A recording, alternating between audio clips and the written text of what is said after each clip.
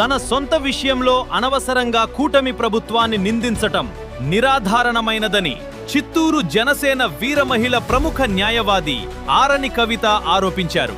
మంగళవారం చిత్తూరు ప్రెస్ క్లబ్లో ఏర్పాటు చేసిన విలేకరుల సమావేశంలో ఆమె మాట్లాడుతూ గత కొన్ని సంవత్సరాలుగా తనకు తన మాజీ భర్తకు మధ్య విభేదాలు ఉన్నాయని, అయితే దాన్ని ఆసరాగా తీసుకుని తమ పార్టీలో ఉన్న ఒక 5గురు వ్యక్తులు కుట్ర పన్ని అనవసరపు ఆరోపణలు చేస్తున్నారని, దీని వెనక ఎవరున్నా పోలీసు అధికారులు వారిపై చర్యలు తీసుకుని తనకు రక్షణగా నిలవాలని ఆమె కోరారు. నా పేరు ఆరణి కవిత. నేను వృత్తిరీత్యా న్యాయవాదిని. 2002 నుంచి చిత్తూరు జిల్లా కోర్టులో ప్రాక్టీస్ చేస్తూ ఉన్నాను. నాకు 2005లో చంద్రమౌళి గారితో వివాహం జరిగింది. దాని తర్వాత 2017 నుంచి మా మధ్య విభేదాలు జరిగి కోర్టులో వివిధ కేసులు జరుగుతూ వచ్చాయి. దాని తర్వాత 2024లో మాకు విడాకులు కూడా జరిగింది. నేను ఈరోజు ప్రెస్ మీట్కి రావడానికి కారణం ఏమి అంటే, ఈరోజు ఉదయం ఏదో ఆంధ్రప్రభ పేపర్లో నా గురించి ఒక ఆర్టికల్ వచ్చింది. దానికి ఎక్స్ప్లెనేషన్ ఇవ్వడానికి వచ్చా. ఆ సదరు ఫాతిమా ఎవరు ఏమి అనే దాని గురించి. మీకు అందరికీ తెలిసిన విషయమే, 2023 అక్టోబర్లో సదరు చంద్రమౌళి గారు, వర్ష, వాళ్ళ అనుచరులు కలిసి మా అన్న కుమారుడిని 2 టౌన్ పోలీస్ స్టేషన్ లోపల నుంచి కిడ్నాప్ చేసుకొని పోయి ఫారెస్ట్లో కొట్టి పడేసి, ఆ రోజు kidnap case, attempt murder case జరిగాయి. ఆ విషయంలో చంద్రమౌళి గారికి, వర్ష గారికి, మిగిలిన వారికి అరెస్ట్ వారెంట్లు జారీ చేయడం జరిగింది. దాని నుంచి బయటపడడం కోసం అని చెప్పి సదరు చంద్రమౌళి గారు కాజూర్ బాలాజీ గారిని ముందు పెద్ద మనిషిగా పెట్టి మా మ్యాట్రిమోనియల్ ఇష్యూని సాల్వ్ చేయమని చెప్పి అడగడంతో మా కుల పెద్దలు 2 టౌన్ పోలీస్ వారు కలిసి 2 టౌన్ పోలీస్ స్టేషన్లోనే మీ అందరి పాత్రికేయుల సమక్షంలోనే మా మ్యాట్రిమోనియల్ ఇష్యూ 8 సంవత్సరాలుగా జరుగుతున్న ఆ గొడవలకి ఫుల్ స్టాప్ పెట్టడం జరిగింది. అందులో భాగంగా నా పేరు మీద, చంద్రమౌళి గారి పేరు మీద ఉన్న జాయింట్ ఇంటిని అతని సగభాగాన్ని నాకు భరణం కింద ఇస్తూ రిలింక్విష్ చేయాలి అని చెప్పి నన్ను తిరిగి అతనికి 5 లక్షల రూపాయలు కట్టాలి అని చెప్పడం జరిగింది. అది మా మధ్య రాసిన కండిషన్, ఒప్పందం. దాని తరువాత మా మధ్య ఒక 90% కేసులు అన్నీ క్లియర్ అయిపోయాయి.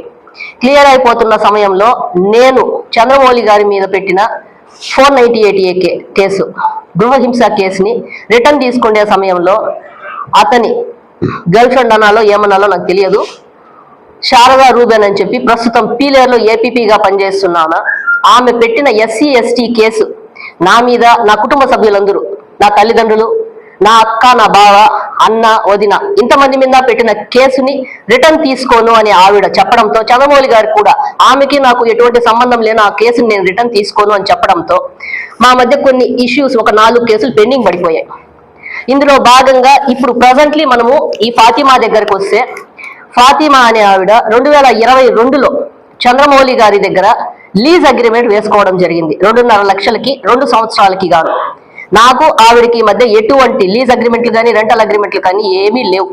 మా ఒప్పందంలో భాగంగా చంద్రమౌళి గారిని ఆవిడకి కూడా డబ్బులు కట్టి క్లియర్ చేయమని చెప్పడం జరిగింది.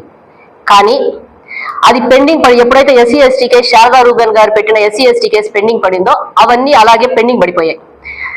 2025 డిసెంబర్లో చంద్రమౌళి గారు, వర్ష, పూలచందు గారు, ఈ ఫాతిమా, ఇంకొంతమంది, నా ఇంటి పక్కనే చంద్రమౌళి గారి ఆఫీస్ ఉంటుంది. ఆ ఆఫీస్లో 1.5 గంట సేపు మంతనాలు జరిపి నా ఇంటికి అమర్చిన CC ఫుటేజెస్ను పగలగొట్టి, ఆ రోజు సాయంత్రం చంద్రమౌళి గారు నా గొంతు పట్టుకొని నన్ను చంపే ప్రయత్నం చేశాడు. ఆ విషయమై నేను 2 టౌన్ పోలీస్ స్టేషన్లో రాతపూర్వక ఫిర్యాదు చేయడం జరిగింది.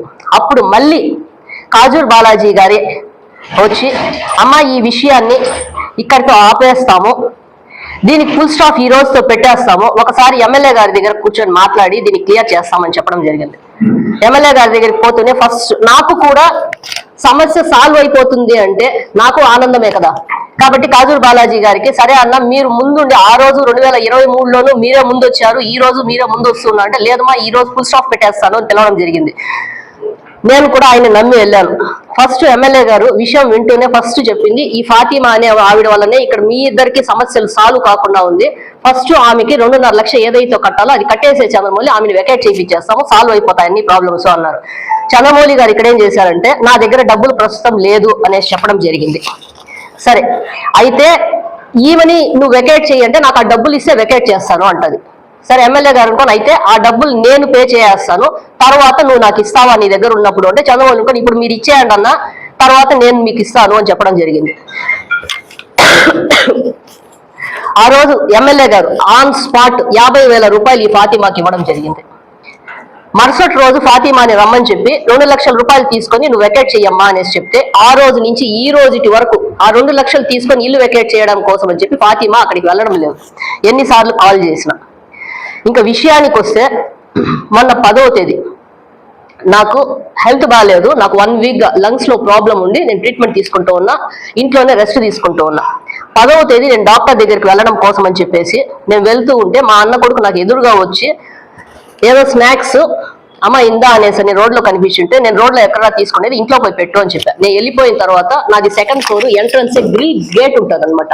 ఆ గేట్ లో నుంచి అవి పెట్టేసి కిందికి దిగుతూ ఉంటే ఈ ఫాతిమా వచ్చి, ఈ ఇంటిలో ఉండేదంతా ఆడోళ్ళు, నువ్వు ఈ ఇంటికంతా రాకూడదు అనేసి అతన్ని బెదిరించడం జరిగింది. మా అత్త ఇంటికి నేను వస్తే నువ్వెందుకు నన్ను ఆపుతావు అనేసి అంటే, ఇక్కడంతా నా ఇంటి కిటికీలో నుంచి నువ్వు చూసావు అనేసి అతన్ని బూతులు తిట్టింది. సరే నాకు కాల్ చేశాను, నేనే 100కి డైల్ చేశాను. నేను హాస్పిటల్ దగ్గర నుంచి ఇంటికి వెళ్లే లోపు 2 టౌన్ కానిస్టేబుల్ అక్కడ ఉన్నారు.